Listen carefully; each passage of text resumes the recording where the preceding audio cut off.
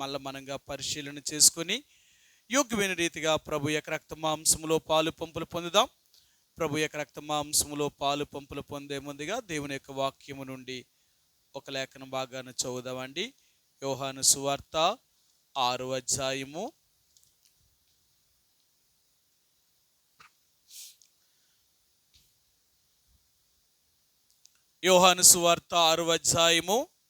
53 నుండి 58 వచనం వరకు మార్చి ఉత్తర ప్రత్యుత్తర రీతిగా చదువుదామండి. యోహాను సువార్త 6వ అధ్యాయము 53వ వచనం నుంచి 58వ వచనం వరకు ఉత్తర ప్రత్యుత్తర రీతిగా మార్చి చదువుదామండి. కావున యేసిట్లనెను, మీరు మనుష్య కుమారుని శరీరము తిని ఆయన రక్తము త్రాగితేనే కాని మీలో మీరు జీవము గలవారు కారు.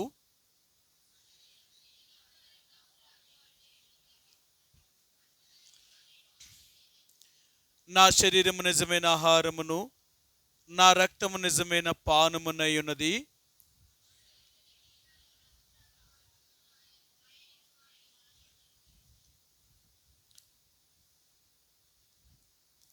జీవము గల తండ్రి నన్ను పంపిన గనుక నేను తండ్రి మూలముగా జీవించుచున్నట్టే నన్ను తినివాడును నా మూలముగా జీవించును.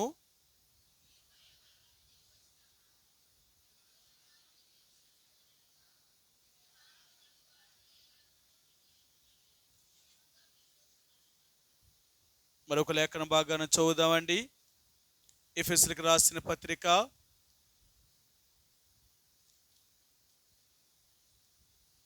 4వ అధ్యాయము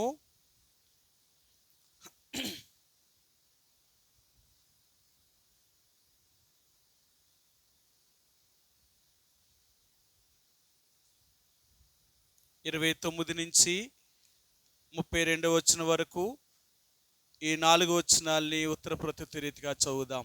ఎఫెసీయులకు రాసిన పత్రిక 4వ అధ్యాయము 29 నుండి 32 వరకు మార్చి ఉత్తర ప్రత్యుత్తర రీతిగా చదువుదామండి.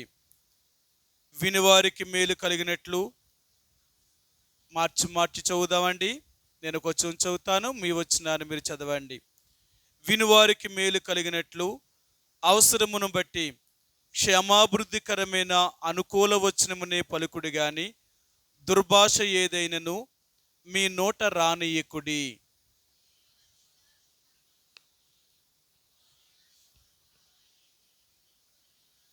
సమస్తమైన ద్వేషమును, కోపమును, క్రోధము, అల్లరి, దూషణ, సకలమైన దుష్టత్వమును మీరు విసర్జించుడి.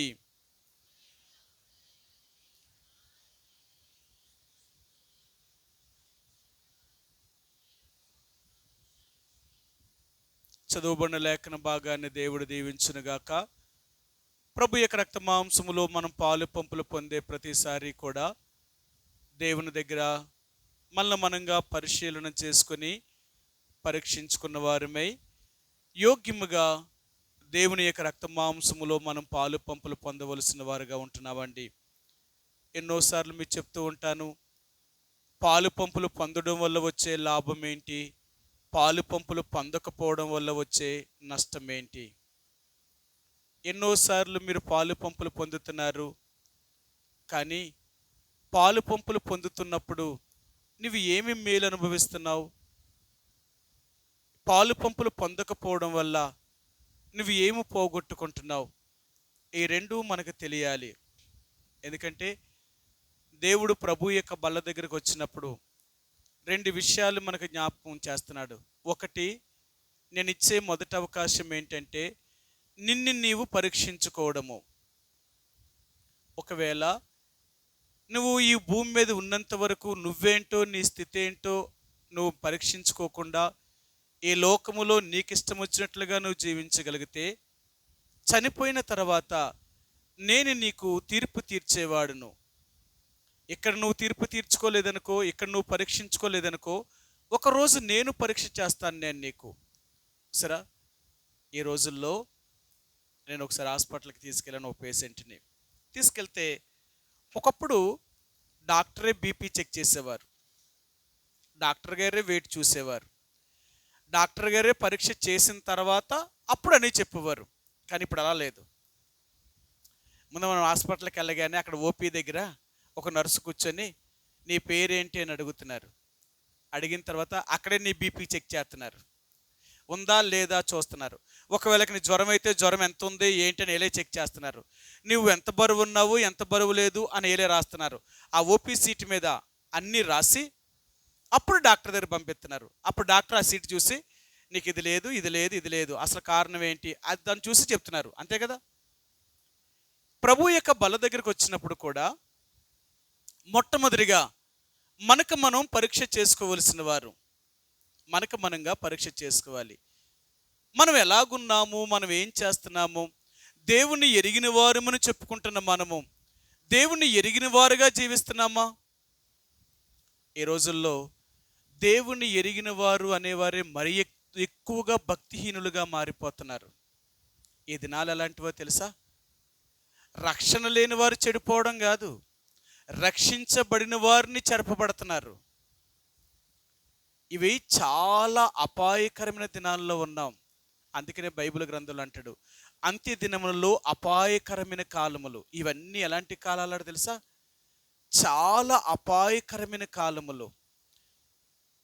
ఎలాంటివంటే ఎంత నీతిమంతుడనేవాడు కూడా, ఎంత పరిశుద్ధుడనేవాడు కూడా ఈ రోజుల్లో తన నీతిని తన పరిశుద్ధతను కాపాడుకోవడమే చాలా కష్టతరము. కారణం ఏంటో తెలుసా? లోకములో ఉన్న పరిస్థితులన్నీ కూడా భయంకరంగా రోజు రోజుకి చెడిపోతున్నాయి. మనుషులు మరి ఎక్కువగా చెడిపోతున్నారు. ఇలాంటి లోకములో దేవుని బిడ్డలమనే మనము మరి ఎక్కువగా భయము కలిగి ప్రతిరోజు ఎంతో భయముతోనూ వణుకుతోనూ మన సొంత రక్షణను కాపాడుకోవాలి. మన రక్షణ మనం ఏం చేయాలట? కాపాడుకోవాలట. కాపాడుకోకపోతే, మన రక్షణను మనం కాపాడుకోకపోతే పోద్దా? మన రక్షణను మనం కాపాడుకోకపోతే ఈ రక్షణ పోతుందంటారా? పోతుందా పోదా?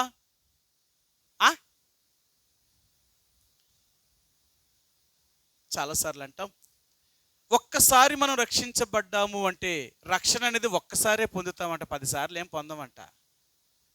కానీ ఈ రక్షణ ఏమవుతుంది అంటే మలినమైపోతుందన్నమాట, చెడిపోతుందన్నమాట. అందుకనే చూడండి, ఎంత కొత్త బట్టలైనా వాటిని జాగ్రత్తగా ఉపయోగించకపోతే ఏమైపోతాయి? పాడైపోతాయి. మనం ఎంత ఖరీదైన బట్టలు తీసుకున్నా వాటిని జాగ్రత్తగా భద్రం చేసుకోకపోతే పాడైపోతాయి అంతే. అదేంటి, నేను ఇంత ఖరీదైన బట్టలు కొన్నాను ఈ పాడైపోవడం అంటే? నీకేం రాలేదు, నీకు భద్రం చేసుకోవడం రాలేదు. ఏ బట్టను ఎలాగ భద్రం చేసుకోవాలో తెలిసొస్తే నిజంగా ఆ బట్టను అలాగే భద్రం చేసుకుంటాం.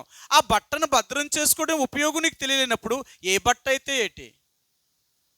ఎంత ఖరీదైన బట్టైనా అలాగే వాడతావు, ఎంత ఖరీదు లేదనే బట్టనైనా అలాగే వాడతావు. ఎందుకంటే దాని విషయంలో నీకు జాగ్రత్త లేదు కాబట్టి. రక్షణ అనే వస్త్రాన్ని కూడా నువ్వు కాపాడుకోవాలి. రక్షణ అనే వస్త్రాన్ని నువ్వు కాపాడుకోకపోతే ఈ రక్షణ అనే వస్త్రము మలినమైపోతుంది అన్నమాట. కొంతకాలానికి నువ్వు దాన్ని నిర్లక్ష్యం చేయడం వల్ల అది ఆ బట్టేనా అని కూడా మర్చిపోతాం. అప్పుడు మనం కొన్న బట్టలు అలాగే ఉందా అంటే లేదే, పూర్తిగా మారిపోతుంది. చూడండి, ఇప్పుడు ఎండాకాలం వచ్చింది, సాధ్యమైనంత వరకు మనం బట్టలు ఉతకమంటే ఎండలో వేయడం. ఇంత ఎండలో వేయం, ఎందుకు వేయం? దాని కలర్ షేడ్ అయిపోద్ది అనమాట. ఎంత మంచి బట్ట అయినా దాని తగుమాత్రపు ఎండే ఉండాలి, కానీ దానికి మించి ఎండ ఎక్కువైంది అనుకోండి ఆ బట్టకి కలర్ షేడ్ అయిపోద్ది అనమాట. అందుకని చాలా వరకు నీడలో ఆరేయడానికి ప్రయత్నం చేస్తూ ఉంటాం కొన్ని బట్టలని. అలాగే మన సొంత రక్షణను కూడా మనం ప్రతిరోజు కాపాడుకోవలసిన వారు ఉంటున్నాం. ఎందుకు కాపాడుకోవాలి అంటే ఈ లోకమంతా చెడిపోయింది. ఎక్కడికి వెళ్ళినా ఆ చెడు నీకు అంటుకోకుండా ఉండాలి అనుకుంటే నీ సొంత రక్షణ విషయంలో చాలా జాగ్రత్త కలిగి ఉండాలి. అందుకనే ఈ లోకంలో మనం జీవిస్తున్నప్పుడు చాలా జాగ్రత్త. నువ్వు ఎక్కడికి వెళ్ళినా, నువ్వు ఎక్కడ ఉండినా నీ మీద మలినము పడకున్నట్లుగా, నువ్వు చెడిపోకున్నట్లుగా, నీ వస్త్రం పాడవుకున్నట్లుగా నువ్వు కాపాడుకోవాలట. సరే, మీకు ఆ మాట చూపిస్తాను. ప్రకటన గ్రంథము 16వ అధ్యాయము, ప్రకటన గ్రంథము 16వ అధ్యాయము 16వ వచనము 15, అంటే ఈ రెండు 15, 16 కలిసి ఉన్నాయి, కానీ చివర్లో ఉంది చూడండి ఆ మాట. మెలకువగా ఉండి తన వస్త్రమును కాపాడుకునివాడు ధన్యుడు. ఉందా? ప్రకటన 16వ అధ్యాయము 15, 16 వచనాల్లో చివరి మాట అన్నమాట. మెలకువగా ఉండి తన వస్త్రమును కాపాడుకునివాడు ధన్యుడు. మన వస్త్రాన్ని కాపాడుకునేవారు. ఏ వస్త్రమును అంటే రక్షణ అనే వస్త్రాన్ని కాపాడుకోవలసిన వారు. ఎందుకు కాపాడుకోవాలంటే ఈ రక్షణ అనే వస్త్రాన్ని సాతానుడు దోచుకుపోవడానికి ప్రయత్నం చేస్తూ ఉంటాడు. మీ అందరికీ తెలుసు కదా, యెరూషలేములో నుండి యెరికో పట్టణానికి ఒక మనుషుడు ప్రయాణమై వెళ్ళిపోతూ ఉన్నప్పుడు అతడు దొంగల చేతిలో చిక్కి, ఆ దొంగలు ఇతన్ని కొట్టి అతని కొర ప్రాణముతో అతను వదిలేసి అతని ఒంటి మీద ఉన్న బట్టలు మాత్రమే దోచుకుపోయారట. అతను బంగారాన్ని దోచుకుపోయినట్లు కానీ అతని డబ్బును దోచుకుపోయినట్లు కానీ బైబిల్లో రాయబడలేదు, కానీ అతని వస్త్రములను దోచుకుపోయారట. ఈ లోకంలో ఉన్న సాతానుడు అనే ఈ దొంగ కూడా రక్షించబడిన వారి యొక్క రక్షణ వస్త్రాలను దోచుకుపోయేవాడు, మనల్ని వస్త్రము లేకుండా చేసేవాడు. అందుకని బైబిల్ గ్రంథంలో అంటాడు, మీరు నా ఎదుట దిగంబరులుగా సంచరింపకుండానట్లు. కొంతమంది అట దేవుడి దగ్గర ఎలా ఉంటారట తెలుసా? దిగంబరులుగా కనపడతారట. సరేనా? సరే, మీకు అక్కడ కూడా చూపిస్తాను ఆ మాటనే. సరే, 15వ వచనం చూడండి, 16వ అధ్యాయము 15, 16 వచనాలు. ఎబ్రీ భాషలో 6 మెగిద్దోనను చోటునకు వారిని పోగు చేసెను. ఇదిగో నేను దొంగ వలె వచ్చుచున్నాను. తాను దిగంబరుడిగా సంచరించుచున్నందున జనులు తన దిశములను చూతిరేమో అని. చూసారా? తాము దిగంబరులుగా సంచరింపకుండానట్లు. కొంతమంది వస్త్రము కూడా ఉండదట వీరికి. చనిపోయిన తర్వాత వీరు వస్త్రములు లేకుండా వెళతారట. అదేంటండి? వస్త్రాలన్నీ కదా. చూడండి, ఈరోజు మనం దేవుని బిడ్డలం కదా.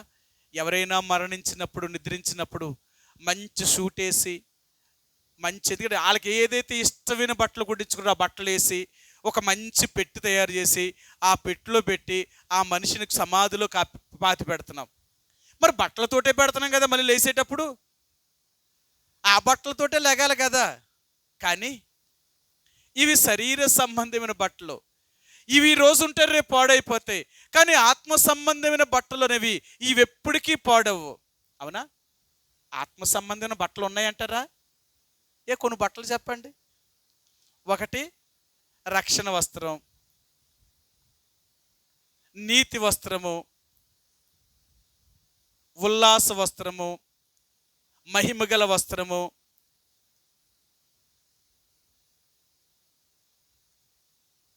పెండ్లి వస్త్రము, ప్రశస్త వస్త్రము, నీతి వస్త్రము. ఉన్నాయా లేవా? అందుకే కదా మన బట్టలు కొనేటప్పుడు కూడా ఎలా కొనుక్కుంటాం. ఇంట్లో ఉన్నప్పుడు ఒకటి, ఆఫీస్కి వెళ్ళినప్పుడు ఒకటి, ఫంక్షన్కి వెళ్ళినప్పుడు ఒకటి. ఇవన్నీ ఎందుకు వాడతాం? నువ్వు కట్టే బట్టలో ఉంటుందట నీ విలువ. అంతేనా? లోకం దేన్ని బట్టి విలువ? నీ వస్త్రాలను బట్టి, నీ అలంకారాన్ని బట్టి, నీకున్న ఆస్తిని బట్టి విలువేస్తుంది. కానీ దేవుళ్ళో లోకం వాటికి విలువేస్తుంది. మరి దేవుళ్ళో దేన్ని బట్టి విలువేస్తారు?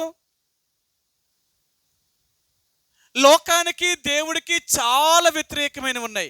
అందుకనే దేవుడు మందిరానికి వచ్చేవాళ్ళు ఆర్భాటంగా కనపడ్డారనుకో, ఏలేం మారారా అంటాం. అసలు లేరు, మారేరా. వాళ్ళ బట్టలు చూడు, వాళ్ళ యాషన్ చూడు, వాళ్ళు ఎలాగొచ్చారో చూడు, అసలు మారు మనసే లేదు అంటాం. కారణం ఏంటి? వాళ్ళు చూపించుకోవడానికి వచ్చారు గుడికంతే. వాళ్ళు దేవుడి దగ్గరికి వచ్చిన వాళ్ళు కాదు. దేవుడిని నమ్ముకున్న వాళ్ళు అయితే దేవునికి తగినట్లుగా జీవిస్తారు. వారు తమ్మును తాము చూపించుకోవడానికి ప్రయత్నించారు. ఈనాడు దేవుడి కంటే మనుషులే కనపడడానికి ప్రయత్నం చేస్తున్నారు. అందుకే వీళ్ళు దేవుని బిడ్డలు కారు, వీళ్ళకి రక్షణే లేదు అని చెప్తాం. ప్రియ సహోదరి సోడా, యేసు ప్రభువుని అంగీకరించిన నీవు నేను కూడా, ఆయన బిడ్డలుగా పిలువబడిన మనము, రక్షించబడ్డమని చెప్పుకుంటున్న మనము, ఈ ఆత్మ సంబంధన వస్త్రాలని మనం కాపాడుకోలేదా? ఒకరోజు మనం దిగంబరులుగా కనపడతాం దేవుడి దగ్గర. అప్పుడు అంటాడు, అదేంటి నా దగ్గరికి నువ్వు ఎలాగొచ్చావు? నేను ఈ వస్త్రాలు ఇచ్చేనే, ఏదా వస్త్రము? ఆ వస్త్రం ఏది? నీ వస్త్రాలు పోగొట్టుకున్నావు కాబట్టి నా దగ్గర ఉండడానికి నువ్వు తగదు. అందుకనే దేవుడు మనకిచ్చిన వస్త్రాలను మనం కాపాడుకోవలసిన వారు. ఈ వస్త్రాలు ఏమాత్రం మలినపడినా, చెడిపోయినా, అర్థమైందా, ఒకరోజు మనం దేవుని యొక్క రాజ్యమునకు హక్కుదారులు కాలేము. మీ అందరికీ తెలుసు, జకరియా గ్రంథం 3వ అధ్యాయములో ప్రధాన యాజకుడైన జకరియా దేవుని యొక్క సింహాసనం మీద నిలబడినప్పుడు అతడు ఎలాగున్నాడట? మలిన వస్త్రములు ధరించిన వాడై. అతని బట్టలు ఏమయ్యాయి అంటే తెలుసా? మలినమైపోయాట.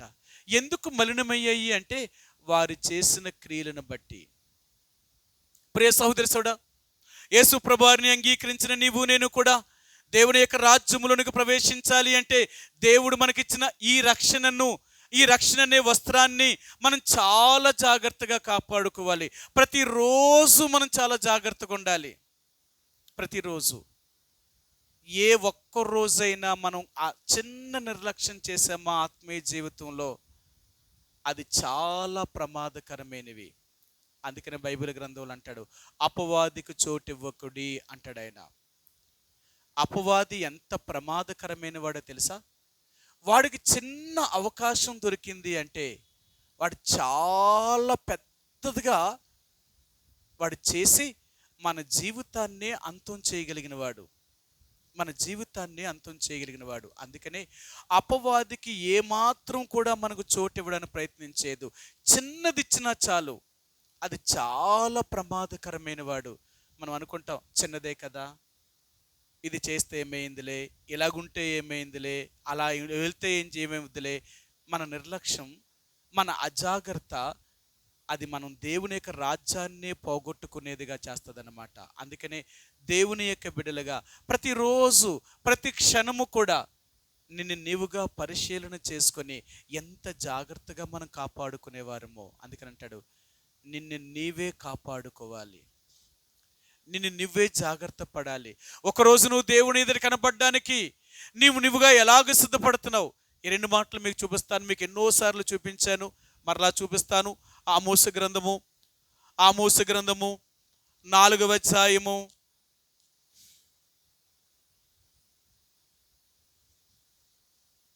4వ అధ్యాయము 12వ వచనమండి. 4:12. కాబట్టి ఇశ్రాయేలీయులారా, మీ ఎడల నేను ఇలాగునే చేయదును గనుక ఇశ్రాయేలీయులారా, మీ దేవుని సన్నిధిని కనబడుటకై సిద్ధపడుడి. ఒకరోజు నీవు నీ దేవుడి దగ్గర నిలబడడం కొరకై, నీ దేవుడి దగ్గర కనిపించడం కొరకై నువ్వు సిద్ధంగా ఉన్నావా? నీ దేవుని సన్నిధిని కనబడుటకై నువ్వు సిద్ధంగా ఉన్నావా? రెండో మాట, సరే మీకు చూపిస్తాను ఆ మాటను కూడా. అపోస్తలుడైన పౌలు తిమోతికి రాసిన మొదటి పత్రిక,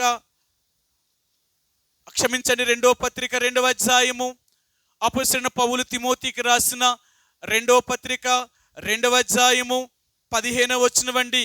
15వ వచనం, దేవుని ఎదుట యోగ్యునిగాను, సిగ్గుపడనక్కర్లేని పనివానిగాను, సత్యవాక్యమును సరిగా ఉపదేశించువానిగాను నిన్ను నీవే దేవునికి కనపరుచుకున్నటకు జాగ్రత్త పడుము. నిన్ను నీవే నీ దేవుని కనపరుచుకుంటకు జాగ్రత్త. ఒకరోజు నువ్వు దేవుడి దగ్గర కనపడవలసిన రోజు ఉంది, ఒకరోజు నువ్వు దేవుడి దగ్గర నిలబడవలసిన రోజు ఉంది. దేనికో తెలుసా? నువ్వు చేసిన వాటన్నిటికీ లెక్క చెప్పవలసిన రోజు. నువ్వు దేవుని దగ్గర నిలబడినప్పుడు దేవుడు ప్రతిదానికి లెక్క అడగబోతున్నాడు. ఆయన నువ్వు చేసిన ప్రతిదానికి లెక్కే ఉంది. జాగ్రత్త. ప్రభువా, నేను ఇలాగ చేశానే, నేను ఇలాగ జీవించేనే, నేను నమ్మి నేను ఇలాగ బ్రతికేనే. జాగ్రత్త. నువ్వు దేవుడిని నమ్మి కూడా నువ్వు దేవుడికి నమ్మకంగా జీవించలేదా? నిన్నంత తేలికగా దేవుడు వదిలిపెట్టడు. ఆయన చాలామందికి ఇది అనుకున్నారు, దేవుడు చాలా దయగలిగిన వాడు, కనికరము కలిగిన వాడు, జాలి కలిగిన వాడు, కరుణ కలిగిన వాడు, దేవుడు ఎలాగున్నా క్షమించేస్తాడు ఆయన. ఇదే మనకు తెలుసు. మనం ఒకవైపు మాత్రమే దేవుణ్ణి చూస్తున్నాం. ఆయన ప్రేమ, ఆయన జాలి, ఆయన దయ, ఆయన కనికరాన్నే చూడగలుగుతున్నాం. యేసు ప్రభు యొక్క 2వ భాగాన్ని నువ్వు చూడలేకపోతున్నావు. ఆ యేసు ప్రభు యొక్క 2వ భాగాన్ని కానీ చూస్తే చాలా కఠినుడు కదా. ఇశ్రాయేలు ప్రజలతో దేవుడు చెప్పాడు. ఆ దేవుడు ఎంత కఠినమైన వాడో చెప్పాడు. ఆనాడు తండ్రి అయిన దేవుడు ఇశ్రాయేలు ప్రజలతో మోషేతో మాట్లాడించినప్పుడు ఆయన ఏం చెప్పాడో చూపిస్తాను. నిర్గమాకాండము 23వ అధ్యాయము, నిర్గమాకాండము 23వ అధ్యాయము 20-21 వచనమండి. నిర్గమాకాండము 23వ అధ్యాయము 20-21 వచనమండి. ఇదిగో త్రోవలో నిన్ను కాపాడి నేను సిద్ధపరిచిన చోటుకు నిన్ను రప్పించుటకు ఒక దూతను నీకు ముందుగా పంపుచున్నాను. ఆయన సన్నిధిని జాగ్రత్తగా ఉండి ఆయన మాట వినవలెను. ఆయనకు కోపము రేపవద్దు. మీ అతిక్రమములను ఆయన పరిహరింపడు. ఆయన కోపము రేపవద్దు. మీ అతిక్రమములను ఆయన పరిహరింపడు. నా నామము ఆయనకున్నది. సరే ఆయన అయితే నీవు ఆయన మాటను జాగ్రత్తగా విని నేను చెప్పినది యావత్తు చేసిన ఎడల నేను నీ శత్రువులకు శత్రువును, నీ విరోధులకు విరోధునయుందును. ఆయనకి ఏం రేపొద్దట? కోపం రేపొద్దట. ఎలాగుంటుందట కోపం? అందుకంటాడు చాలా మంది ఉంటారు, ప్రతి చిన్నదానికి కోపపడతారు. వాళ్ళ కోపం ఏం చెప్పుంటో తెలుసా?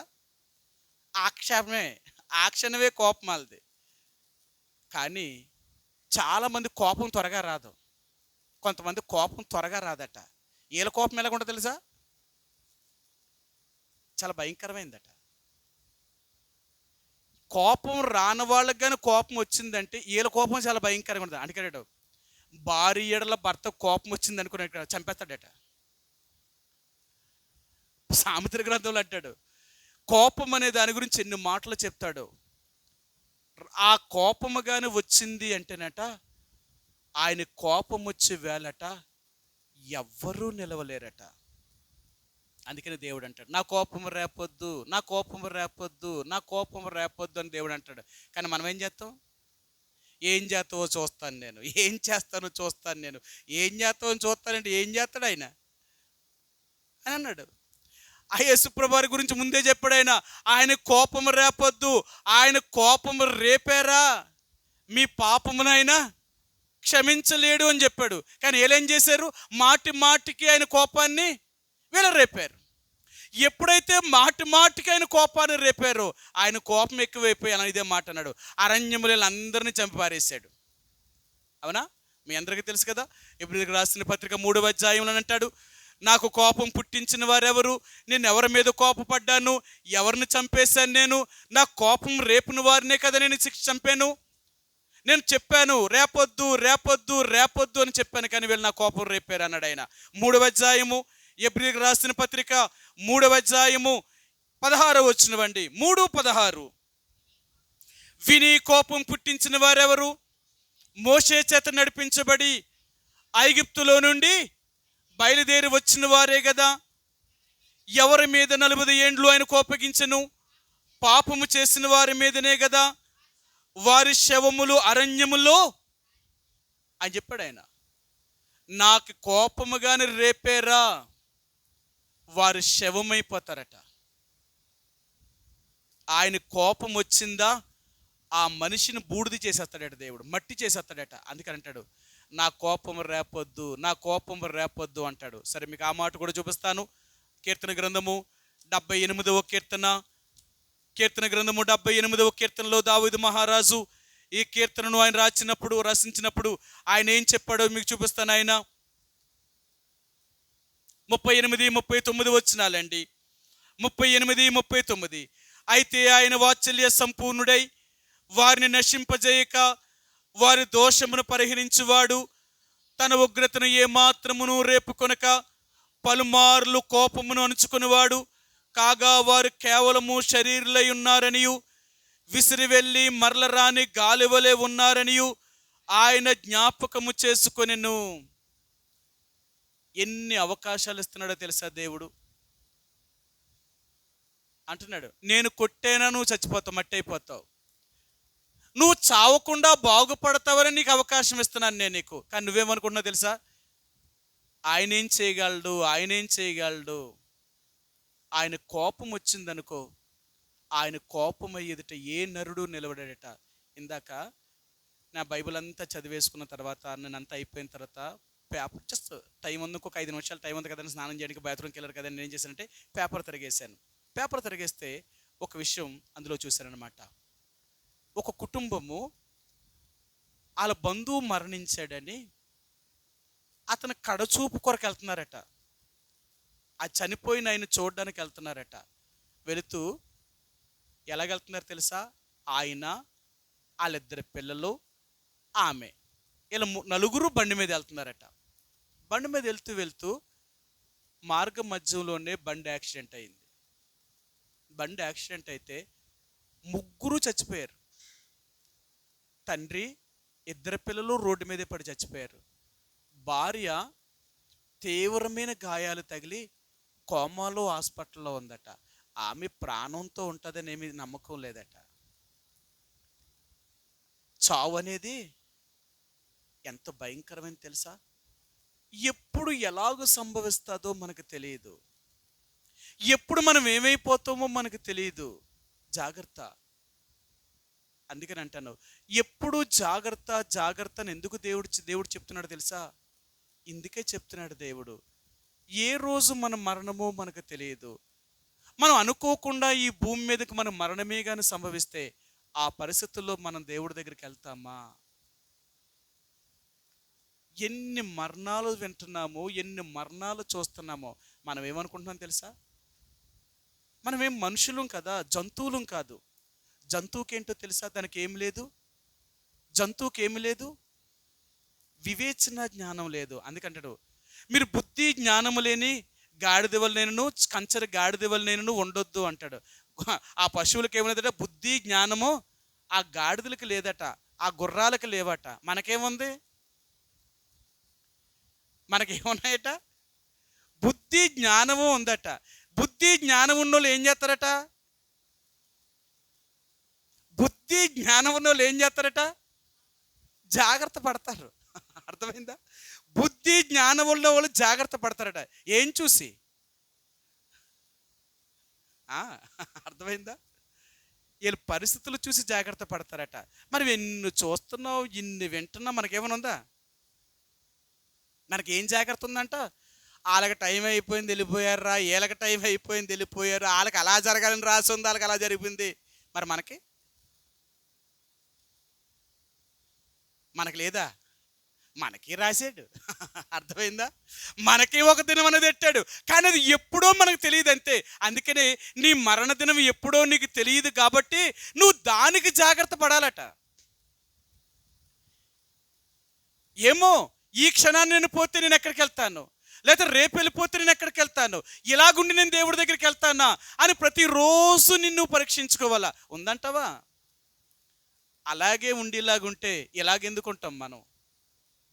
ఎలాగెందుకుంటామండి మనం? ఈరోజు మనం ఎలాగున్నామని తెలుసా? అలాగ లేవంట. అంటే దేవుడు చెప్పినట్లుగా మనం లేవంట, మన ఇష్టానుసారంగా జీవిస్తున్నామంట. ఎలా జీవిస్తున్నాం తెలుసా? నేను చాలాసేపు ప్రభు దగ్గర కనిపెట్టాను. ఆరాధన వర్తమానం దేవుడు నాకు ఇచ్చిన తర్వాత, ప్రభువా మరి రెండో వర్తమానం ఏం చెప్పమంటావు, ఏం చెప్పాలా, ఏం చెప్పాలని చాలాసేపు నేను బైబిల్ దగ్గర కూర్చున్నాను. అప్పుడు దేవుడు ఈ ఎఫెసీయులకు రాసిన పత్రిక 4వ అధ్యాయంలో ఈ యొక్క చివరి 2 మాటలు మాత్రమే గుర్తు చేశాడు. మీకు చూపిస్తాను. ఎఫెసీయులకు రాసిన పత్రిక 4వ అధ్యాయము 31, 32 వచనాలండి. 31, 32 వచనాలు.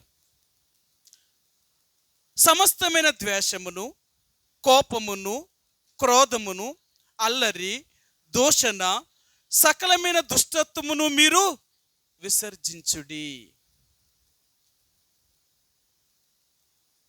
నేను మరలా అడిగాను, ప్రభా ఏం చెప్పమంటావు? ఇదే చెప్పు.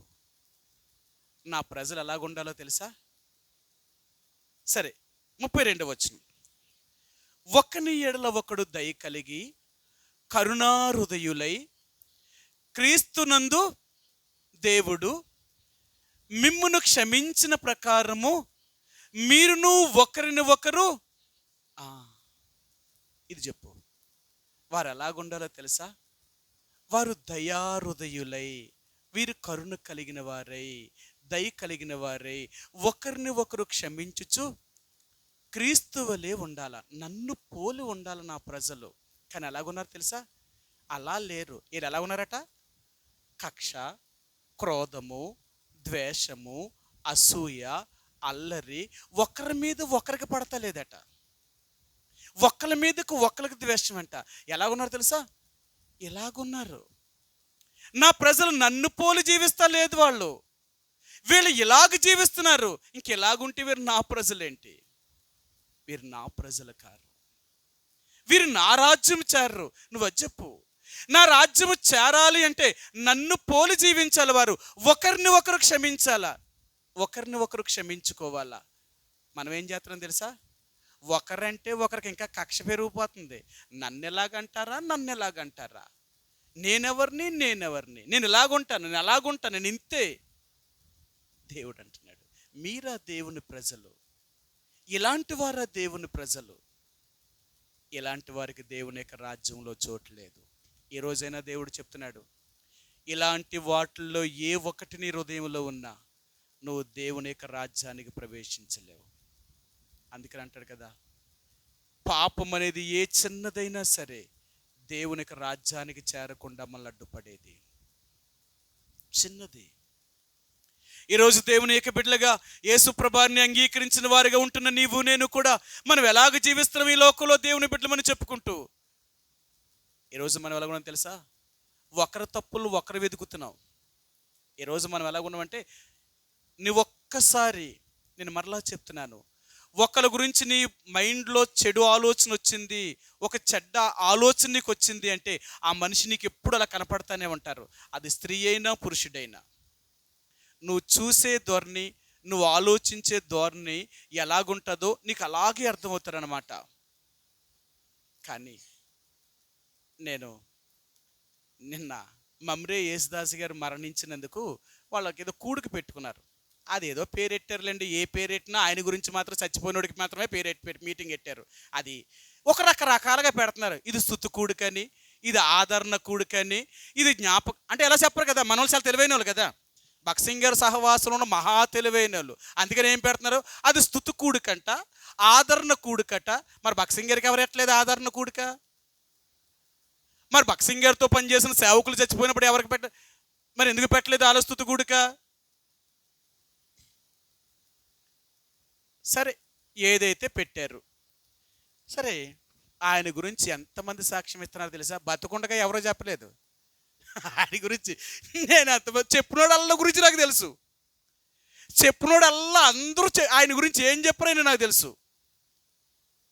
కానీ ఏం చెప్పారు తెలుసా? పోన్లే, చచ్చిపోయినప్పుడైనా అలా చెప్పారు మంచి. బతుకుండగా చెప్పలేని వాళ్ళు ఏం చెప్పారు తెలుసా? ఆయనకి ఎంతో కోపం అంట. నువ్వు వెళ్ళరా, నువ్వు అంతేరా, నువ్వు ఇంతేరా, మందిరంలోనే తిట్టేస్తాడట ఆయన. కానంట ఆయన చాలా ప్రేమ కలిగినవాట. ఆ మాటలన్నీనంట ప్రేమతోటే తిట్టేవాడట. ప్రేమతోటే తిట్టాడట. కానట ద్వేషముతో అన్న మాటలు కాదు. అలాంటి ఆయనండి ఆయన ఎప్పుడు తిడతానే ఉండేవాడు. కానీ ఆయన ప్రేమ అంట. ప్రేమ ఎక్కువైతే ఏమవుతుందట? ప్రేమించే ప్రతివాడు శిక్షిస్తాడట. అందుకనట ఆయన ఎప్పుడు తిడతా ఉండేవాడట. అలా చెప్పుకొచ్చారు. చూడండి అలా చెప్తున్నారు. ఆయన బతుకున్నని చెప్పి ఆయన గురించి ఏం చెప్పారు తెలుసా? ఆయనే సేవకుడండి బాబు, ఎలా తిడతాడు తెలుసా? అసలు వాక్యం చెప్పడమే చేత కాదండి ఆయనకి. ఆయనే వాక్యం అండి బాబు. ఇంకా అందరినీ తిట్టడమే, జల్లిడేస్తా ఉంటాడు. నువ్వు ఇలాగా, నువ్వు అలాగా, ఇంక ఇదే మాట అండి ఆయన బోధ అంతా అదే. మాకు కూడా సేవకులు కూడా అప్పుడప్పుడు ఆయన ఇచ్చేవారు. మా బుర్ర పోటన్నమాట.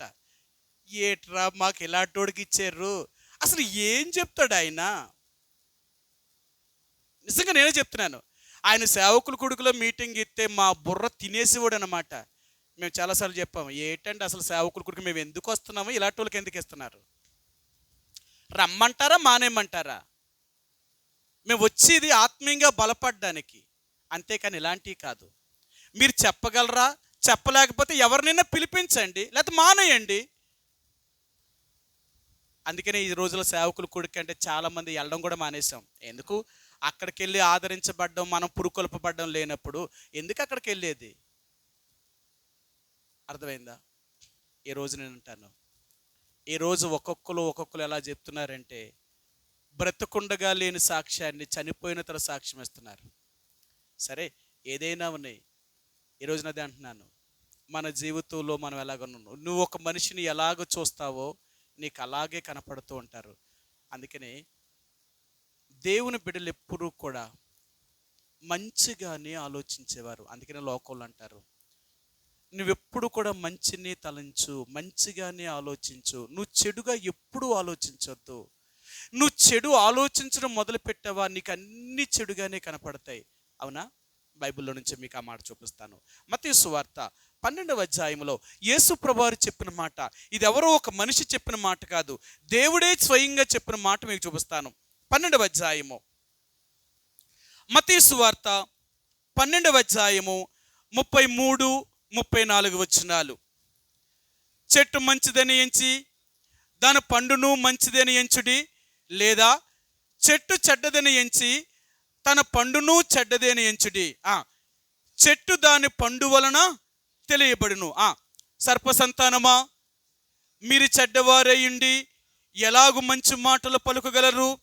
హృదయమందు నిండి ఉండు దానిని బట్టి నోరు మాట్లాడును గదా. సజ్జనుడు తన మంచి ధననిధిలో నుండి సద్విషయములను తెచ్చును, దుర్జనుడు తన చెడ్డ ధననిధిలో నుండి దుర్విషయములను తెచ్చును. చెడ్డవారెవరో మంచివారెవరో ఇక్కడే తేలిపోద్దట. ఎలా తేలిపోద్దట? మంచివారైతే ఎప్పుడూ తన హృదయంలో మంచి విషయాలే మాట్లాడతారట, చెడు మాట్లాడరట. లోకంలో చెప్తారు కదా, చెడు వినకు, చెడు చూడకు, చెడు మాట్లాడకు. అది ఎవరు? లోకంలో ఉన్న వాళ్ళకే చెప్తున్నారు. కానీ ఇప్పుడు దేవుడి బిడ్డలు ఎలా ఉన్నారు తెలుసా? చెడు మాట్లాడాలా, చెడు వినాలా, చెడు చూడాలా. ఈరోజు మనం దేవుని బిడ్డలు, రక్షించబడిన వారు, మారు మనసు యొక్క అనుభవంలోకి రావడమే కాకుండా ప్రభు యొక్క రక్త మాంసంలో పాలు పంపులు పొందుతున్నాం. మరింత జాగ్రత్త కలిగి ఉండాలి మనం. అందుకనే దేవుని బిడ్డలు ఎవరో తెలుసా? ఒకరి గురించి మనం మాట్లాడుతున్నాము అంటే జాగ్రత్త. ఈ విషయాలన్నీ దేవుడికి తెలుసు. నువ్వు మాట్లాడే నీ మాటలన్నీ దేవుడు వింటున్నాడు. మూడో వ్యక్తి వినకపోవచ్చు. ఏ వ్యక్తి గురించి అయితే నువ్వు మాట్లాడుతున్నావో ఆ వ్యక్తికి వినబడకపోవచ్చేమో, కానీ దేవుడు వింటున్నాడనే సంగతి మర్చిపోకు. ఇక్కడ అదే చెప్తాడు, నీ నోటి మాటను బట్టే నువ్వు నీతిమంతుడివని, నీ నోటి మాటను బట్టే నువ్వు అపవిత్రుడివని తీర్పు పొందబోతున్నావు కదా. సరే, మీకు ఇక్కడ ఆ మాట చూపిస్తాను. 37వ వచనం అండి, 12వ అధ్యాయము 37వ వచనం. నీ మాటను బట్టి, నీ మాటలను బట్టి నీ నీతిమంతుడివని తీర్పు నొందుదువు, నీ మాటను బట్టియే అపరాధువని తీర్పు నొందుదువు. ఎవరు చెప్తున్నారు? మూడో వ్యక్తి కాదు చెప్పేది, దేవుడు చెప్తున్నాడు. నువ్వు మాట్లాడే ప్రతి మాట ఎవరికి వ్యతిరేకంగా అయితే మాట్లాడుతున్నావో ఆ మాటలన్నీ దేవుడు వింటున్నాడు. అవునా? వింటున్నాడా లేదా మీకు చూపిస్తాను చూడండి. అయితే మలాకీ గ్రంథము, ఇక్కడే మీకు చూపిస్తాను. మలాకీ గ్రంథము 4వ అధ్యాయము, క్షమించండి 3వ అధ్యాయము. మలాకీ గ్రంథము 3వ అధ్యాయము 16వ వచనం అండి. 3:16.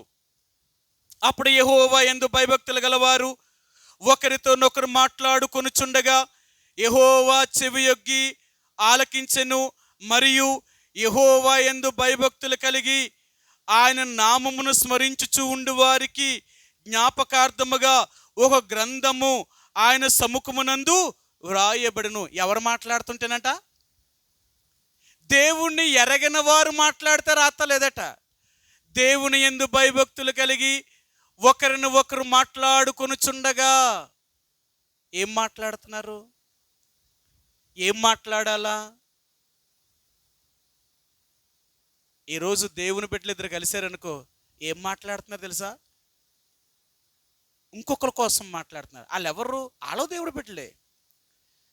ఒకప్పుడు మాకు తెలియక మేము అనుకునేవాళ్ళం, అప్పుడు సేవకుల్ని, ఇదేంటి విశ్వాసం కలవనెత్తలేదు, విశ్వాసం కలవనెత్తలేదు. విశ్వాసులు కలవకపోతే ఇంకా ఎలా ఆత్మీయంగా ఎదుగుతారు? ఒకరినొకరు అంటిపెట్టుకుని ఉంటేనే కదా జీవం పెరుగుతుంది అనుకునేవారు. అసలు ఒకరితో ఒకరు మాట్లాడుతూ ఒప్పుకునేవారు కాదు. ఒకరింటికి ఒకరు వెళ్తే ఒప్పుకునేవారు కాదు. అసలు ఈ రోజులంటే ఫోన్లు ఉన్నాయి, ఎల్లెక్కడదో ఫోన్లో మాట్లాడుకోవచ్చు కదా. ఆ రోజుల్లో ఫోన్ లేవే లేదు. ఒకరింటికి ఒకరు వెళ్ళినట్టు తెలిసినా, ఒకరితో ఒకరు మాట్లాడినట్టు తెలిసిన సేవకులు పిలిచి మరి, నీకు అంత అవసరం ఏముంది? వాళ్ళింటికి వెళ్ళవలసిన అవసరం నీకేమొచ్చింది? అంత కష్టమైతే నువ్వు దేవుడి మందిరానికి రావాలి కదా, ఎందుకు వెళ్ళావు అక్కడ అని ఎన్ని తిట్టేవారో, ఎన్ని మాటలనేవారో. ఇదేంటి, దేవుని బిడ్డలు ఒకరినొకరు కలిస్తే ఏం మాట్లాడుకుంటారండి? దేవుని విషయాలే మాట్లాడుకుంటారు, దేవుని సంగతులే మాట్లాడుకుంటారు, ఒకరినొకరు ఆత్మీయంగా పురుకొలుపుకుంటారు. అంతేనా? మరి అలాంటిది ఆలెందుకు కలనెత్తలేదు? వద్దంటున్నారు. వీళ్ళు ఏం మాట్లాడరట. ఇద్దరు కలిసారంటే ఎవరి కోసం మాట్లాడతారట తెలుసా? మూడో వాళ్ళ మీద మాట్లాడతారట. మూడో వాళ్ళ కోసం మాట్లాడతారట. ఒకవేళ మూడో వ్యక్తి ఎవరై ఉండాలో తెలుసా? మనిషి అయి ఉండకూడదు, దేవుడై ఉండాలి. అవునా? మీ అందరికీ తెలుసు, లూకాసు వార్త 24వ అధ్యాయంలో యెరూషలేము నుండి ఎమ్మై గ్రామానికి ఇద్దరు మనుషులు వెళ్ళుచు ఎవరి గురించి మాట్లాడుతున్నారట? యేసు గురించి మాత్రమే మాట్లాడుతున్నారట. వాళ్ళు యేసు గురించి మాత్రమే మాట్లాడుతున్నారట. వాళ్ళు యేసు గురించి మాట్లాడుతున్నప్పుడు యేసు తానే వారి దగ్గరికి వచ్చి వారితో కూడా నడిచాడట. మనం ఎలా మాట్లాడతాం? మన మాటలన్నీ ఏం మాటలు తెలుసా? ఆలలాటోలో తెలుసా, ఏలలాటోలో తెలుసా? వాళ్ళెంత మంచోళ్ళు అనుకుంటున్నారా, లేకపోతే ఏలెంత మంచోళ్ళు అనుకుంటున్నారా? ఇది మన మాటలు. మనం ఎప్పుడు నేరారోపణ మోపేవాళ్ళం. నేను మరలా చెప్తున్నాను, మనం నేరం మోపేవాళ్ళమే అయితే మనం దేవుని బిడ్డలము కాదు. నేరం మోపే పని ఎవరిదో తెలుసా? సాతానుడిది. అవునా? మీకు చూపించిన మాట ప్రకటన గ్రంథము 12వ అధ్యాయము, ప్రకటన 12వ అధ్యాయము 10వ వచనమండి. ప్రకటన 12:10. మరియు ఒక గొప్ప స్వరము పరలోకం నుండి ఇలాగు చెప్పుట వింటిని, రాత్రింబగళ్ళు మన దేవుని ఎదుట మన సహోదరుల మీద నేరం మోపువాడైన అపవాది భూమి మీద పడద్రోయబడి ఉన్నాడు. వాడెవడట? నేరం ఎవరి మీద మోపుతున్నాడట? మన సహోదరుల మీద. అర్థమైందా?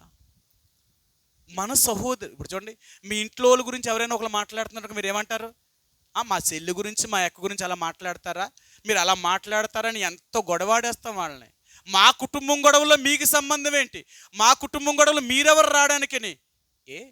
భౌతికమైన కుటుంబం కోసమే అంత నీకుంటే ఆత్మీయమైన కుటుంబంలో ఎన్నో ఉంటాయి. మనందరూ ఒక ఇంటోళ్ళమా? ఎన్ని రకాలైన మనుషులు, ఎన్ని రకాలైన స్వభావాలు కలిగిన వారు. మనం అందరం ఎంత దేవుణ్ణి నమ్మేసుకున్నంత మాత్రం మనలో ఎవరిలో బలహీనతలు లేవా? మన సంఘం అంతట్లో చూసుకుంటే అందరూ ఆయా రకాలైన వారు, ఆయా పరిస్థితుల నుంచి వచ్చిన వారు. ఇక్కడ ఉండవా సమస్యలు? మీ ఇంట్లో కంటే ఇక్కడే ఉంటాయి ఎక్కువ. కానీ మనం ఏం చేస్తాం తెలుసా? మనం సహిస్తామంట. ఎవరిని బట్టి? క్రీస్తును బట్టి. అవునా? సరే, ఎఫెసీయులకు రాసిన పత్రిక 3వ అధ్యాయంలో ఇక్కడ అపోస్తలుడైన పౌలు ఎఫెసీ సంఘానికి ఏం చెప్పాడో మీకు చూపిస్తాను. ఎఫెసీ సంఘానికి ఏం చెప్పాడో చూపిస్తాను. 3వ అధ్యాయము, క్షమించండి 4వ అధ్యాయము, ఎఫెసీయులకు రాసిన పత్రిక 4వ అధ్యాయము మొదటి 2 వచనాలండి. కాబట్టి మీరు సమాధానమును బంధము చేత ఆత్మ కలిగించు ఐక్యతను కాపాడుకొనుట యందు శ్రద్ధ కలిగిన వారై ప్రేమతో ఒకరినొకడు సహించుచు మీరు పిలువబడిన పిలుపునకు తగినట్లుగా దీర్ఘశాంతంతో కూడిన సంపూర్ణ వినయముతోనూ సాత్వికముతోనూ నడుచుకునేవలనని ప్రభువును బట్టి ఖైదీనైన నేను మిమ్మల్ని బ్రతిమాలుకొనుచున్నాను. ఆయన ఎంత బ్రతిమాలుతున్నాడో చూడండి. ఒకరిని ఒకరు క్షమించుచు, ఒకరిని ఒకరు సహించుచు, ప్రేమ కలిగిన వారే ఒకరి యందు ఒకరు ఆ రీతిగా నడుచుకోవాలి. ఎక్కడుంది మన ప్రేమ? ఎక్కడుంది మనం దేవుని బిడ్డలో? ఎప్పుడు కలిసేమా మూడో వ్యక్తి గురించి మాట్లాడాలా? ఎక్కడికైనా వెళ్ళామా మనం పాడైపోవడం కాదు, ఇంకొకరిని పాడు చేయాలా. ఇదా మనం నేర్చుకుంది, ఇదా మనం దేవుడి బిడ్డలమే. నేను అన్నాను, ప్రభా ఏంటి చెప్పాలంటే, నువ్వు చెప్పు, నా ప్రజలు అలాగ ఉండాలో తెలుసా, క్రీస్తునకు కలిగిన మనస్సును మీరు కలిగి ఉండాలని చెప్పు. ఇది కాదు, కక్ష, ద్వేషము, అసూయ, అల్లరి, దూషణ మాటలు ఇవి కాదు కలిగి ఉండడం, ఇది చెప్పు. ఇలాగ లేనప్పుడు వీరు నా పిల్లలా, వీరు నాకే పుట్టారా, వీరు నా వల్లే జన్మించారా, వీరు నా రక్తం చేతే కడగబడ్డారా, నా రక్తం చేత కడగబడిన వారితో ఇలాగెందుకుంటారు వీళ్ళు, ఎలాగుండరో తెలుసా. అందుకని అంటారు, నా రక్తము చేత జన్మించిన వారు అయితే శరీరమును బట్టి కానీ మానుసేచ్చను బట్టి కానీ రక్తమును బట్టి కానీ వీరు పుట్టినవారు కారు, వీరు నా వల్ల పుట్టినవారు అని చెప్తాట. ఎప్పుడు తెలుసా, క్రీస్తు వలె నువ్వు అన్ని విషయంలో వెదికే కొలది. అందుకనే నా హృదయంలో ఎప్పుడు చెడు బీజం అనేది రాకూడదు. ఏ వ్యక్తి గురించి కూడా, ఎవరి గురించి కూడా, నువ్వు ఏ వ్యక్తి గురించి అయినా చెడుగా తలంచొద్దు, చెడుగా మాట్లాడొద్దు. ఒకవేళ ఎంత చెడ్డవారైనా నువ్వు అతనిలో ఉన్న మంచిని చూడు. అప్పుడున్న సేవకులు ఏం చెప్పేవారో తెలుసా, ఒక వ్యక్తి నీకు చెడ్డవాడిగా కనపడవచ్చు, అదే వ్యక్తి మరొకరికి మంచివారుగా కనపడతాడు. కనపడ్డా. మనకి చెడ్డోళ్ళందరూ ఉన్న వాళ్ళకి ఎలా కనపడతారు, మంచోళ్ళు కనపడతారు. మనకి మంచోళ్ళందరూ వాళ్ళకి ఎలా కనపడతారు. ఇప్పుడు చెడ్డోడా మంచోడా వ్యక్తి, ఏం చెప్తావు? ఇప్పుడు నీకు కనిపించే ధోరణిలో ఆ వ్యక్తి చెడ్డ, ఇంకో ధోరణిలో ఆ వ్యక్తి మంచి. ఇప్పుడు చెడ్డోడా మంచోడా అంటే మనం ఏం చెప్తాం? నీకు కలిగిన అభిప్రాయమే అది మంచిది కాదు. అందుకని అంటారు, ఒక పెద్ద మీద నేరారోపణ మోపే మందు 2-3 సాక్షులు ఖచ్చితంగా ఉండాలా. నువ్వు మాట్లాడే ఒక మాటను బట్టి కాదు. నీ దృష్టిలో నీకు చెడ్డై ఉండొచ్చు, కానీ ఇతరుల దృష్టిలో ఆ వ్యక్తి మంచివాడై ఉండొచ్చు. అందుకనే ఎవరి గురించి త్వరపడి మాట్లాడడం కానీ, ఎవరి గురించి త్వరపడి మనం చెప్పడం కానీ, వాళ్ళ గురించి చెడుగా మాట్లాడడం కానీ ప్రయత్నించే. అందుకంటాడు, ఇద్దరు కలిసి మాట్లాడుతున్నప్పుడు నేను వారి మాటలు వింటున్నాను, వాళ్ళ మాటలన్నీ జీవగ్రంథంలో నేను రాస్తున్నాను. ఒక పుస్తకం రాయబడుతుంది, ఒక పుస్తకం రాస్తున్నాను. మీరు మాట్లాడిన ప్రతి మాట నేను రాసి పెడుతున్నాను. నీ మాటను బట్టే నువ్వు నీతిమంతుడని సాక్ష్యం పొందుతావు, నీ మాటను బట్టే నువ్వు అపరాధమని తీర్పు పొందుతావు. అందుకనే ఒక వ్యక్తి గురించి మాట్లాడేటప్పుడు నువ్వు ఎలాంటి విషయాల గురించి మాట్లాడాలో తెలుసా. నీ మనసు మంచిదైతే ఎప్పుడూ మంచి మాట్లాడతావు. వాళ్ళెంత చెడ్డవారైనా నీకు అనవసరం. నువ్వు చెప్పాలనుకునేది ఏంటో మంచి చెప్పు, అంతే. వాళ్ళు ఎలాగుంటే నీకేంటి, వాళ్ళు ఏం చేస్తే నీకేంటి, నువ్వు మంచిగా ఉన్నావా లేదా, నువ్వెలాగున్నావో చూడు. మన హృదయంలో ఇలాంటి కలిగి ఉండి మనం దేవుని యొక్క రక్త మాంసంలో పాలు పంపులు పొందితే మనమేం దేవుని బిడ్డలం.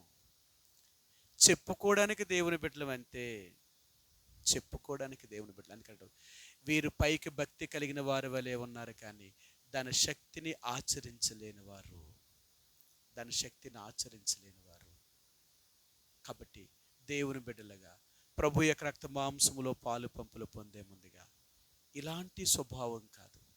నీ మనసు మంచిదైతే నీవెప్పుడూ మంచినే తలుస్తావు. అందుకన్నాడు, సజ్జనుడు తన మంచి దన్నిధిలో నుండి మంచి విషయాలే తీసుకొస్తాడట, దుర్జనుడు తన చెడ్డ దన్నిధిలో నుండి ఎప్పుడూ చెడు విషయాలే తీసుకొస్తాడట.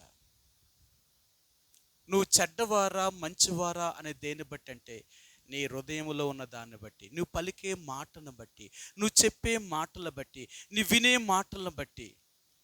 అందుకని అంటారు, మన మంచివారము అంటే ఎవరి గురించి చెడుగా మాట్లాడద్దు. ఎవరు చేసిన పాపానికి వారి శిక్ష అనుభవిస్తారు. లోకంలో సామెత చెప్తారు, ఏ కర్ర కగ్గుంటే ఆ కర్రే కాలిపోద్దట. ఎవరు పాపం చేస్తారో వాళ్ళే శిక్ష అనుభవిస్తారట. వాళ్ళు చేశారని నువ్వెందుకు పాడైపోవాలా, వాళ్ళు అలాగున్నారని వాళ్ళు చూసి నువ్వెందుకు చెడిపోవాలా. వాళ్ళు ఎవరైనా కావచ్చు. నేను కాకినాడలో సేవలో ఉన్నప్పుడు ఎన్నోసార్లు అనుకునేవాడిని, వీళ్ళని చూసి మనమేం ఆత్మీయంగా ఎదుగుతామండి బాబు, ఏలా ఇలాంటి వారా? కానీ దేవుడు అనేవాడు, నువ్వు మనుషులను చూస్తున్నావా, దేవుణ్ణి చూస్తున్నావా? నువ్వు వాళ్ళ కోసం వచ్చావా, నా కోసం వచ్చావా? నేను నిన్ను రక్షించాను, నిన్ను పిలిచాను, నువ్వు నా కోసం జీవించాలా? నువ్వు ఎక్కడో ఎలాంటి మనుషుల మధ్య ఉన్నా నీకు పాపం అనేది అంటుకోకున్నట్లుగా నువ్వు జాగ్రత్తగా చూసుకో. నువ్వు జాగ్రత్త చూసుకో. నీకు అలాంటి స్వభావం రాకూడదు, నువ్వు అలాగుండకూడదు. ఎందుకో తెలుసా? నువ్వు దేవుని బిడ్డవి. నన్ను చాలాసార్లు అన్నారు, ఒరే నువ్వు నిజంగా కాకినాడ ఏరియా నుంచి వచ్చేయడమే నీకు మంచిదయ్యిందిరా అన్నారు. ఏటి నాకు మంచిదేముంది? ఎన్ని కష్టాలు పడ్డారు అక్కడి నుంచి రావడం వల్ల. కట్టిన మందిరము, ఉన్న విశ్వాసులు, అన్నీ కలిగిన సంఘాలు చక్కగా ఉన్నాయి, అంత సుఖంగా బతికి ఉన్న అక్కడి నుంచి తీసుకొచ్చి నన్ను ఇక్కడ పాడేశారు, అన్ని కష్టాలు అనిపించాను, నాకు సుఖమేముంది? ఒరే నీకు అప్పుడు నీకు తెలియలేదురా, అక్కడ ఉన్న సేవకులందరినీ ఇప్పుడు పెనంలో పెట్టి ఏపుతున్నారు విశ్వాసులు.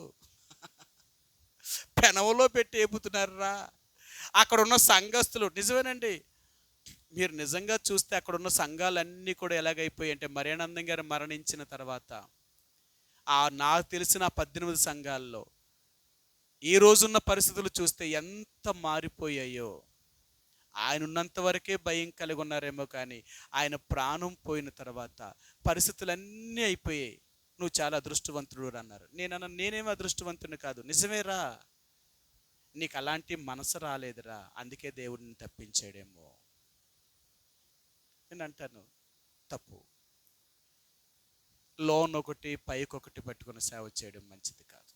ఏదైనా ఉంటే యథార్థంగా ఒకటే పెట్టుకో, నటించడం ప్రయత్నం చేయొద్దు. నువ్వు ఉంటే ఒకలాగే ఉండాలా. నువ్వు మంచి వ్యక్తి అయితే మంచిలాగే ఉండాలి. అందుకని బైబిల్లో గ్రంథంలో అన్నాడు, చెట్టు మంచిదైతే తన పండు మంచిదవుతుందట, చెట్టు చెడ్డదైతే దాని పండు కూడా. మంచి చెట్టు ఎప్పుడు చెడ్డ ఫలాలు ఫలించదట, తన స్వభావాన్ని మార్చుకోదట. మారుతుందా? మంచివారు అనే వాళ్ళు ఎప్పుడు మంచివారిగానే ఉంటారు. అలాగన్నారని, ఇలా చేశారని వీళ్ళు మారిపోరట. ఎందుకు మారరు? వీళ్ళ స్వభావం ఏంటి? మంచే. ఒకలంటే మారిపోవు, ఒకరు చేస్తే మారిపోవు. నీ స్వభావం నేను ఎప్పుడు మార్చుకోలేవు. అందుకంటాడు, దేవుని బిడ్డల యొక్క స్వభావం ఎప్పుడూ ఒకలాగే ఉంటుంది, మారరు. అందుకని అంటాం, ఒకరు మంచి అంటే మంచి అయిపోం, ఒకరు చెడ్డ అంటే చెడ్డ అయిపోమంట. మన స్వభావం మంచిదైతే మనం మంచిగానే ఉంటాం, మన స్వభావం చెడ్డదైతే మనం చెడ్డ అయిపోతాం. అంతే. నీ స్వభావాన్ని బట్టి నువ్వు చెడ్డ మంచి అని నిర్ణయించబడుతుంది, కానీ ఒకరు అంటే ఒకరు చెప్తే అవ్వదు. నీ స్వభావం మంచిదా? నువ్వు అలాగున్నావా? అలాగుండు. అలాగ అన్నారు కాబట్టి నేను చెడిపోతాను, ఇలా చేశారు కాబట్టి నేను అలా చేస్తాను, ఇంకా వాళ్ళకి నీకు తేడా ఏముంది? నీ స్వభావం ఎప్పుడూ మంచి. అందుకని ఇక్కడ అన్నాడు, మీరు క్రీస్తు వలె ఉండాలా. మీరు క్రీస్తు వలె ఉండాలి, ఒకరిని ఒకరు క్షమించచ్చు. మీరు క్రీస్తు వలె ఎదగాలన్నాడు కదా. సరే, ఒక్కసారి చదువుదాం ఈ 32వ వచనాన్ని మనందరం కలిపి చదువుదాం. చివరిగా ఎఫెసీయులకు రాసిన పత్రిక 4వ అధ్యాయము 32వ వచనం అండి. ఒకని ఎడల ఒకడు దయ కలిగి కరుణా హృదయులై క్రీస్తునందు దేవుడు మిమ్మును క్షమించిన ప్రకారము మీరును ఒకరినొకరు క్షమించుడి.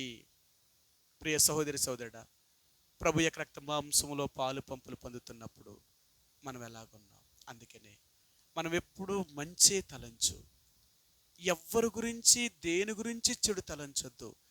ఆ చెడే మన జీవితాన్ని నాశనం చేయగలుగుతుంది. చిన్నది చాలు. మీ అందరికీ తెలుసు, సౌలు యొక్క రాజరికాన్ని పోవడానికి గల మొదటి కారణమే మాట వినకపోవడం. ఆ చిన్న పని. సమూయేలు చెప్పినట్లుగా సౌలు మాటినుంటే ఆయన రాజ్యము తరతరాలకి ఆయన కొడుకులదే చెందను. ఈరోజు దేవుడు అంటున్నాడు, మాట విను, నేను చెప్పినట్లుగా ఉండవు. అలా లేకపోయావా, మనల్ని కాకపోతే దేవుడు ఇంకొకరు పట్టుకోగలడు, మనం కాకపోతే దేవుడు ఇంకొకరి దూరైనా దేవుడు పని చేయించుకోగలడు. మనమే దానికి ఆధారం కాదు. అర్థమైందా? మనలాంటి వాళ్ళం ఎంత దేవుడికి.